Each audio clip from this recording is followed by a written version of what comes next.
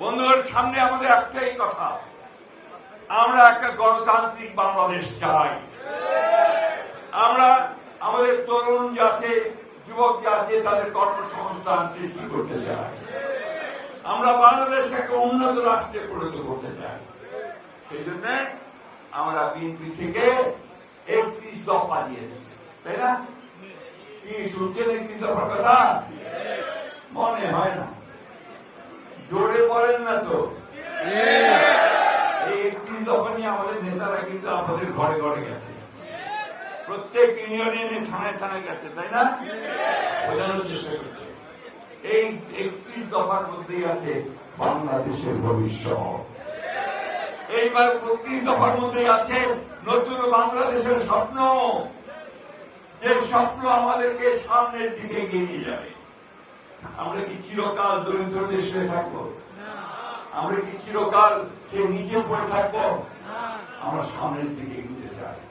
এখন আমাদের ছেলেরা তৈরি হয়ে গেছে, তারা এখন সামনের দিকে এগোতে চায়।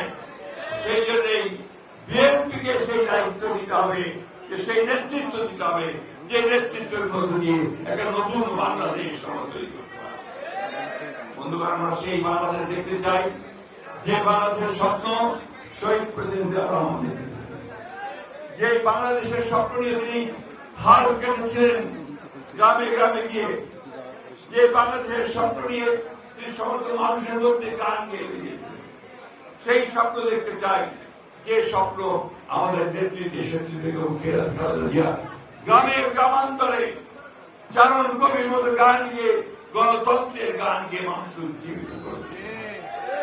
আমরা সেই স্বপ্ন দেখতে চাই, যার স্বপ্ন আমাদেরকে এখন আমাদেরকে তরুণ নেতা তারেক রহমান সাহেব দেখাচ্ছেন। দেখা আসুন আমরা সবাই মিলে একটা নতুন বাংলাদেশ গড়ে তুলি। সহজে হবে না, শত্রু অনেক বাধা দিতে চায়, আটকাতে চায়, দেরি করতে চায়। আমাদেরকে সেগুলোকে পাহার করতে চায়, আমাদেরকে পাহাড়াতে হবে।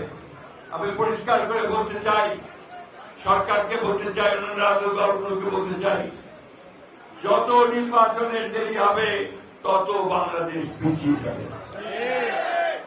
বিনিয়োগ আসবে না, ইনভেস্টমেন্ট হবে না, আমার ছেলেদের জব অপরচুনিটি তৈরি হবে না, আমার মায়েরা মেয়েরা আরো বেশি নিরাপত্তা হারাবে, মবক্রেসি আরো বাড়বে, জুডিশিয়াল সিস্টেম ভেঙে পড়বে, আইন শৃঙ্খলা পরিস্থিতি ভেঙে পড়বে। সেই জন্য দরকার একটা নির্বাচিত সরকার, যে সরকারের পেছনে মানুষ আছে, যে সরকারের পেছনে জনসমর্থন আছে। বন্ধুগণ, সবসময় মনে রাখবেন যে নির্বাচিত সরকারের চাইতে শক্তিশালী কোন সরকার হতে পারে না। আমি ধন্যবাদ জানাতে চাই আমাদের অন্তর্বর্তীকালীন সরকারের প্রধান উপদেষ্টা প্রফেসর ডক্টর ইউনূসকে, তিনি আমাদের নেতা জনাব তারেক রহমানের সঙ্গে লন্ডনে কথা বলে 26 ফেব্রুয়ারি মাসের মাঝামাঝি সময়ে নির্বাচনের একটা সময় ঠিক করেছেন, তাই না? আপনাদের দায়িত্ব, আপনাদের দায়িত্ব কি খালি নিজেরা ঝগড়া করবেন? এখন ওই নির্বাচনের জন্য প্রস্তুতি, সেই নির্বাচনের প্রস্তুতিটা কি? মানুষের মধ্যে ভালোবাসা তৈরি করেন। বিএনপি মানুষকে যেন মানুষ ভালোবাসে, বলে হ্যাঁ বিএনপি ছাড়া আমাদের আর কোনো উপায় নাই। এই জিনিসটাকে আমাদেরকে তৈরি করতে হবে বন্ধুগণ, এবং সেই জন্য আমরা কম ত্যাগ স্বীকার করেন না। আমি জানি এই সিলেটে অসংখ্য মানুষের মিথ্যা মামলা আছে, এখনো প্রত্যাহার হয়নি। আমি জানি সিলেটে অসংখ্য আমার ছেলেরা, আমার নেতারা, তারা মামলা খেয়েছে, তারা কারাগারে গেছে, জেলে গেছে, অনেকের সংসার নষ্ট হয়ে গেছে, ব্যবসা নষ্ট হয়ে গেছে। স্বপ্ন তো আমাদের একটা আছে, সেই স্বপ্ন হচ্ছে আমরা একটা নতুন বাংলাদেশ করবো, যেখানে এই সমস্ত অন্যায়।